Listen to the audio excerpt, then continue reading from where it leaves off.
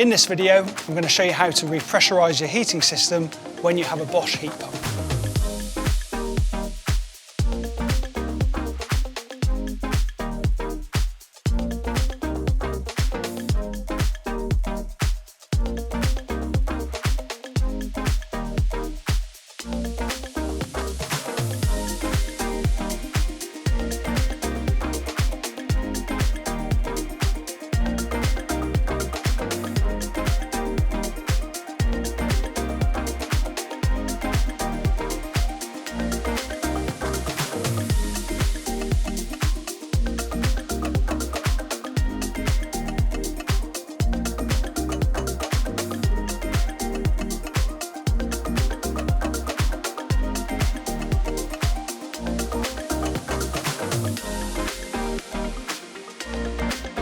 There you have it, you've just repressurised your heating system.